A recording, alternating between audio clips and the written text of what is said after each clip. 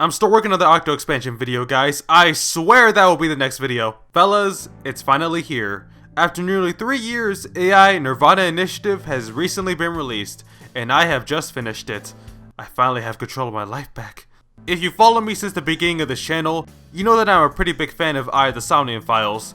It was the first video I've ever made for Edie's Corner, and I'm not quite sure how well it holds up now, but that's besides the point. Now, to get this out of the way from the start, this is not going to be a spoilery video. This is just to get my initial impressions after beating it out of the way. I'll try to be very general with my topics and mention some basic aspects of the premise, but if you want to go into the game completely blind, then I just recommend playing the game yourself or watching a Let's Play or whatever. I don't know. I played the game on Switch, which was a bit rough around the edges. There was some noticeable lag and slowdown a number of times whenever the game had to load anything in, and it did crash once, but despite that, I still thought the trade-offs for having the game playable and handheld were worth it. I've always just liked playing visual novels on a handheld. Could just be a me thing. It's kinda hard not to be biased when talking about this game, because I've been looking forward to it for so long, but this game is pretty much up there with 999 for me. Never finished Virtue's Last Award, and I heard things about Zero Time Dilemma, if you're curious about those games. To briefly cover the setup, instead of the Cyclops serial killings, we now have the half-body serial killings. The game starts with the left half of a body being discovered, after the right half was originally found 6 years ago.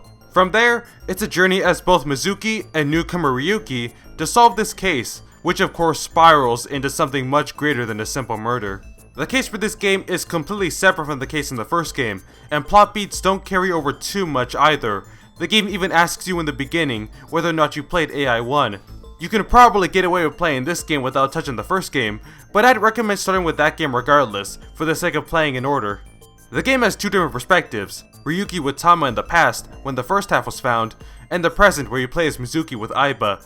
As the new protagonist, I really enjoyed Ryuki as a straight man kinda character, to bounce off of everyone else, and his talking eyeball. He just feels tired of dealing with everyone's crap, so in that way, he's a major mood. I ended up gravitating to Tama almost immediately as a new companion.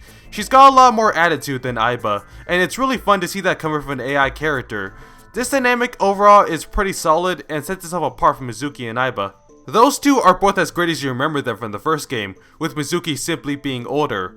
These two were my favorite characters from the first game, besides Date, and yeah, he's still in this game, and I still unapologetically love him like the freak I am. I'm not sure whether or not I prefer this new dynamic to Date with Aiba instead, but still, the interactions from all these leads are great and lead to a bunch of hilarious moments. I don't know what it is about the writing style of these games, but this game is personally one of the funniest games I've played. I can't really describe it any other way than a lot of the jokes really appeal to my sense of humor. They got good timing, delivery, and there's a D's nuts joke, so that's how you know this game was made for people like me. The dub all around is still absolutely phenomenal. Everyone feels like they're giving it their all to become their roles, and a lot of deliveries just nail it. The gameplay is basically identical to the first game. A lot of investigating, talking to people, quick time events, and the main events being Somniums. This is one area of the game I was really wanting them to expand on, and I'm glad to say they certainly did that. The Somniums in this game are a great step up from 1. Many of them lead more into the surrealism of being in someone's dream, but the puzzles are more logical than before. There's still a sense of dream logic at play, but a lot of the solutions are less out of nowhere. The two big additions to this game are wink syncs and VR investigations. The former is pretty minor, pretty much allows you to know what's going on in the character's head for a few seconds when talking to them. Simply another way to engage with the character, but an effective one. VR investigations remind me a lot of the Ace Attorney investigations games. You're able to control your character in the VR version of a crime scene, and investigate the area to solve what happened there. A welcome addition that adds more depth to the investigations. I did end up getting stuck during some parts because the answers were a bit too big brain for me. I still barely understand the one involving this image. If you know, you know. A lot of the side characters in the first game are more background characters here, so a lot of the new characters take up the spotlight. This new cast of side characters is pretty solid. How they handle it is that two characters will usually be paired together, and that relationship is what gets explored. A pretty smart way of handling things, on top of the Somniums giving interesting insights into these new characters. There wasn't any character I disliked, and any I was particularly meh on ended up growing on me by the end. Presentation is pretty much a slightly refined version of the first game. The character models and designs are all still very stylized, and the motion capture is a step up from 1, particularly in the action moments. Like, god, the difference is night and day. AI1 has one of my favorite visual novel OSTs, and Nirvana Initiative adds in a bunch of new tracks I really enjoyed. At the moment, I don't think it's as strong as 1's music overall, but it will likely grow on me more over time. I usually end up appreciating these OSTs even more when I listen to them on my off time. Of course, since this is a mystery game, the mystery and plot is debatably the most important part of this kind of game, and without spoiling anything, ooh, we got some spicy twists and turns here. The first game's story was a lot more grounded with its concepts, but I think that ended up working to its benefit to make a really damn solid mystery game. Nirvana Initiative definitely amps things up with its reveals, sci-fi elements, and character backgrounds, and it's the kind of mystery novel shit I can't get enough of.